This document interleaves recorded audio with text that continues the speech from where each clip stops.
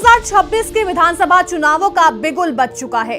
चुनाव आयोग ने असम, पश्चिम बंगाल, तमिलनाडु, केरल और पुडुचेरी में होने वाले चुनावों का पूरा शेड्यूल जारी कर दिया। इन चुनावों को लेकर राजनीतिक माहौल तेजी से गर्म हो रहा है और इसी बीच धीरे धीरे ओपिनियन पोल भी सामने आने लगे हैं, जिनमें से मेट्राइज और IANS के ओपिनियन पोल सामने आए हैं, जिसमें दिलचस्प तस्वीर भी देखी गई है। लेकिन सबसे बड़ा सवाल ये है कि क्या असम में फिर से बीजेपी की सरकार बन सकती है? मेट्राइज IANS के ओपिनियन पोल के अनुसार 126 सीटों वाली असम विधानसभा में बीजेपी के नेतृत्व वाला गठबंधन बढ़त बनाए हुए है।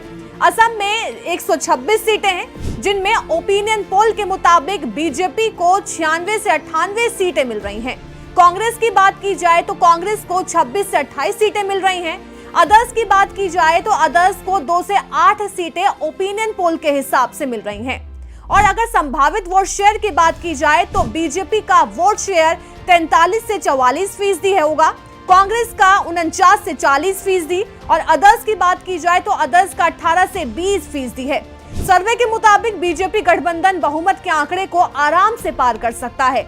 हालांकि वोट शेयर के मामले में कांग्रेस गठबंधन बहुत पीछे नहीं दिखाई दे रहा, जिससे कई सीटों पर मुकाबला कड़ा रहने की संभावना है। इसी मुद्दे को लेकर मेरे सहयोगी जितेंद्र चौहान ने वरिष्ठ पत्रकारों से खास बातचीत की है। उन्होंने असम को लेकर क्या कुछ कहा, आइए आपको सुनाते हैं। निर्मल जी, ये बताइए कि असम को लेकर आपका क्या मत है, किस तरह देख रहे हैं असम को? क्योंकि मंजरी ने तो बताया कि चाणक्य है हेमंत बिश्व शर्मा, आप किस तरह देखते हैं? जी, इलेक्शन में अगर आप देखें तो असम में इस बार भी एक तरह से पोलराइजेशन की पॉलिटिक्स जो है हावी है और वहां के लोगों को इस बात के लिए सुरक्षा का भाव महसूस कराया जा रहा है कि अगर आप लोगों ने अपनी स्थानीय अस्मिता को नहीं समझा तो आपके लिए भविष्य में पीढ़ियों के लिए दिक्कत होगी, यानी भावी जो पीढ़ियां हैं, फ्यूचर जो आपका होगा वो बहुत अच्छा नहीं होगा। ये एक तरह से जो सुरक्षा की भावना होती है लोगों में अपने घरों को लेकर, अपनी लोकल जो स्थानीय चीजें हैं उनको लेकर, तो एक संवेदनाओं पर पूरे इलेक्शन को ले जाने की कोशिश की जा रही है। हाँ, ये बात बिल्कुल सही है कि हेमंता जो है वो एक तरह से राजनीति के बहुत घाट खिलाड़ी है और कांग्रेस के पास अभी उस तरह का कोई चेहरा नहीं है जो उनके बराबर होकर उनको, हाँ ये बात बिल्कुल सही है कि कांग्रेस की तरफ से कोशिश की जा रही है बहुत हद तक, लेकिन मैं अभी भी, मुझे ऐसा लगता है जो वहां से रिपोर्ट्स आ रही हैं कि कांग्रेस एक तरह से हेमंता के सामने जो एक फेस खड़ा करने की अभी स्थिति में नहीं है और तय नहीं कर पा रही है कांग्रेस कि आखिर हम एक चेहरा घोषित करें अथवा ना करें या फिर पार्टी के चेहरे पर चुनाव लड़ा जाए। तो मुझे लगता है इलेक्शन एक तरह से घोषित हो ही चुका है और अब चुनाव की जो तैयारियां हैं वो कंप्लीट हो चुकी हैं सभी पार्टियों की तरफ से और कांग्रेस अगर अपनी स्ट्रेटजी को जनता के बीच लेकर नहीं जाएगी तो नुकसान कांग्रेस का ही होगा और ऐसे में बीजेपी एक बार फिर से फायदेमंद स्थिति में नजर आती हुई दिख रही है। आने वाले दिनों में निश्चित रूप से इलेक्शन अभी करवट लेगा, अभी बहुत जल्दबाजी होगी कुछ भी कहना, लेकिन फिलहाल जो स्थिति है उसमें साफ तौर पर ये दिख रहा है कि भावनाओं को उभारने, लोगों को के मन में जो असुरक्षा का भाव है उसको बहुत हद तक जो है वो हावी करवाने में बीजेपी अभी कामयाब होती हुई दिख रही है। मंजरी मैम, मैं आपसे किस समझना चाहूंगा कि हमने देखा कि असम, जैसे कि आप कह रहे हैं कि शायद बीजेपी को इतनी मुश्किलात ना हो और बंगाल में कहीं ना कहीं चैलेंज उनको मिलेगा, क्योंकि जिस तरीके से असम भी लगता हुआ राज्य है पश्चिम बंगाल से, आपको लगता है कि हेमंत बिश्व शर्मा की पर्सनालिटी का कुछ असर वहां भी मिलेगा देखने को हमको?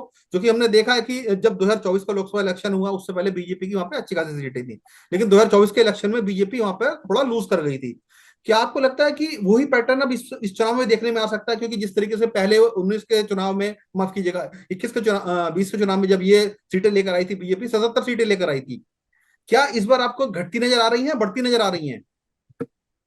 जितेंद्र, एक चीज मैं कहना चाहूंगी कि दरअसल बीजेपी ने वहां पे 2-3 प्रयोग करके देख लिए वेस्ट बंगाल में। उसने वहां पोलराइजेशन की कोशिश की, बिल्कुल उसने कुछ हद तक वो सफल भी हुई, लेकिन जिसका नतीजा उसको आप देखिए कि 77 सीटें उसको पिछली बार मिली थी। लेकिन इसके बावजूद बीजेपी वहां समझ चुकी है कि वो जिस तरह से हिंदी पट्टी के राज्यों में वो पोलराइज कर लेगी, उस तरह से जो बंगाल हुआ या असम हुआ, जहां पे क्षेत्रीय अस्मिता ज्यादा लोगों के लिए इम्पोर्टेंट होती है, वो उससे लोग ज्यादा संचालित होते हैं। अगर आप याद करें तो हम लोगों ने असम पे चुनाव पे पूरा का पूरा एक अपना प्रोग्राम रखा था जिसमें मैंने जिक्र भी किया था कि असम के लोगों से जब बात हुई तो उन्होंने कहा ठीक है हिंदू मुस्लिम है, लेकिन हमारे लिए हिंदू मुस्लिम से ज्यादा जो इम्पोर्टेंट चीज है वो हमारी असमिया अस्मिता है। प्राइड है, बिल्कुल। असमिया अस्मिता है, वो ज्यादा है।